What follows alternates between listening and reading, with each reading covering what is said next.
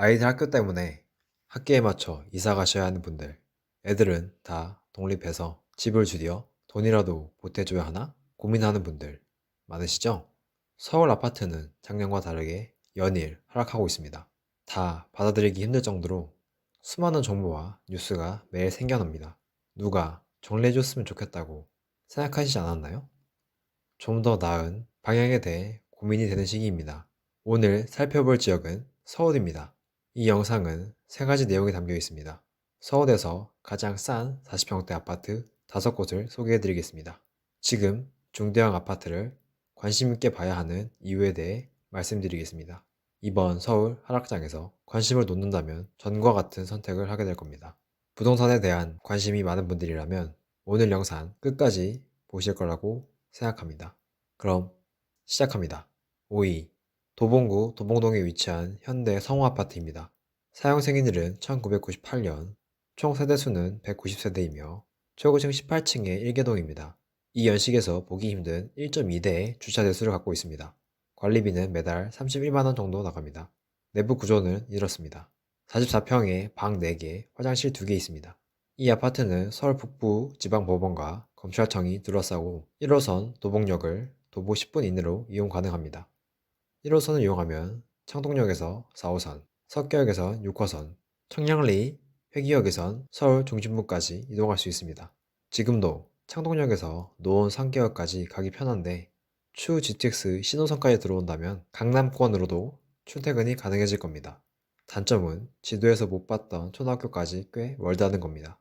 네이버 최저가 기준 매매가는 6억 2천만 원, 전세가는 5억입니다. 전세가율은 81%입니다. 4위 강서구 화곡동에 위치한 일성스카이빌 주상복합 아파트입니다. 사용 승인일은 2001년, 총 세대수는 120세대이며 최고층 14층의 1개동입니다. 주차는 1.36대로 넉넉합니다. 관리비, 평면도 자료는 나와 있지 않습니다. 43평에 방 4개, 화장실 2개 구조입니다. 2호선, 5호선, 더블 역세권인 까치산역을 도보 10분 이내로 이용 가능합니다.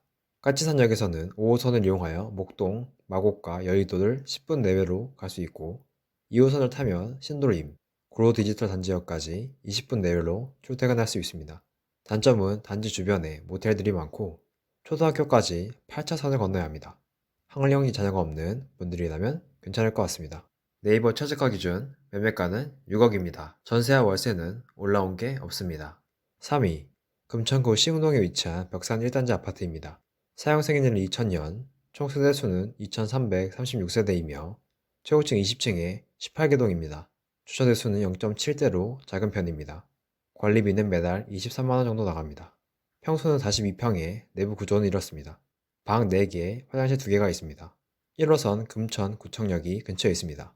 시흥 사거리에서 금천 IC를 통해 강남 순환 고속도로를 쉽게 올릴 수 있습니다.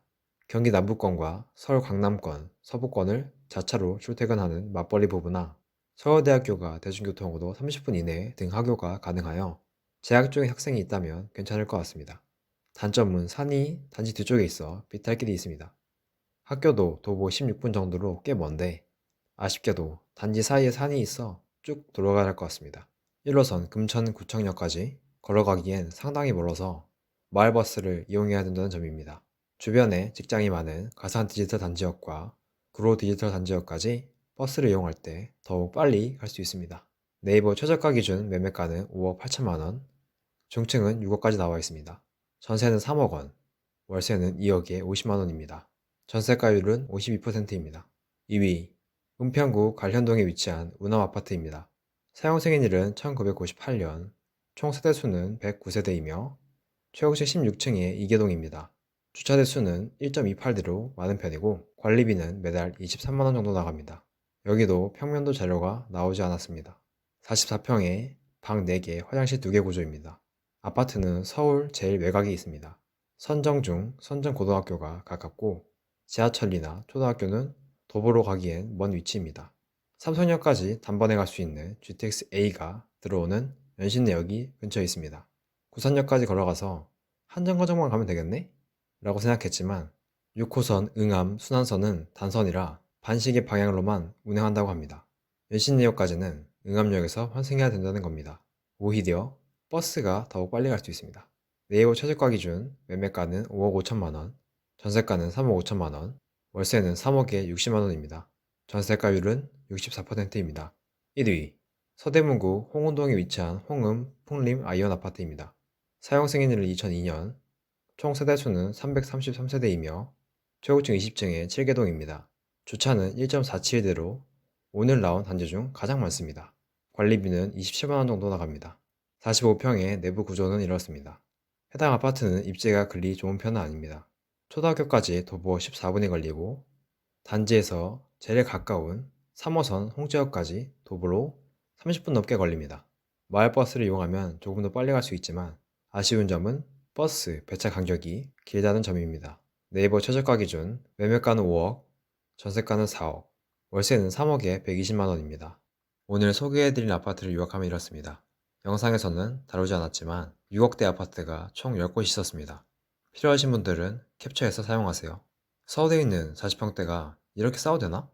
하는 생각이 들었지만 위치를 보니 가격이 싼 이유가 수긍이 가기도 했습니다. 그래도 하나를 꼽자면 교통이 좋았던 일성 스카이빌이 생각납니다. 돈을 더 주고 좋은 곳을 가고 싶긴 합니다. 저는 아이가 커가면서 짐이 늘어나는데 좁은 평수의 집에서 생활하는 게 점점 불편해지고 있습니다. 나중에 부모님을 모시는 것까지 생각하면 큰 평수로 이사 가고 싶은데 괜한 실수하는 거 아닐까 고민이 됩니다. 향후 서울 부동산 시장에서 중대형 평형이 부각되는 시점이 올 겁니다. 지금부터 중대형 평형에 관심 가져야 할 이유에 대해 말씀드리겠습니다. 1인 가구가 증가하고 출산율이 줄어드는데 무슨 소리 하냐? 맞습니다. 실제로 전국적으로도, 아니 작게 서울만 봐도 1인 가구 수는 증가하면서 비율도 같이 올라가고 있습니다. 출산율도 마찬가지입니다. 한 여성이 가임 기간에 낳을 것으로 기대되는 평균 출생아 수를 나타내는 합계 출산율도 한 명이 채 안 됩니다. 하지만 5년 전 서울 분양시장 생각나시나요? 2018년도부터 지난 5년간 중소형의 공급은 어마무시했습니다. 왼쪽은 20평 미만부터 20평부터 30평까지의 분양 물량으로 소형 평수에 해당합니다. 오른쪽은 중대형 평형의 분양 물량입니다. 전용 면적 8사가 흔히 34평이라고 생각하면 그 이상의 중대형 평형은 더 적게 분양됐다고 볼 수 있겠죠. 향후 공급될 물량도 마찬가지입니다. 분양이라는 것 자체가 지금 선호하는 타입의 아파트를 2년 뒤에 짓는 방식이기 때문에 중소형 공급은 꾸준히 생길 수밖에 없습니다. 공급이 많으면 뭐가 생길까요? 네, 맞습니다. 미분양이 생깁니다. 2015년도까지 미분양에 쌓여있던 대형 평형은 2개로 줄고 미분양이 아예 없던 소형 평형은 꾸준한 공급 때문에 미분양이 쌓이게 됩니다. 인기가 없어져서 계약이 안 된 게 아니라 인기가 많았기에 미분양이 생긴 겁니다. 소형, 대형 평형을 골고루 분양했다면 대형 평형 미분양이 생겼겠죠. 마지막으로 가격의 등락폭이 다릅니다.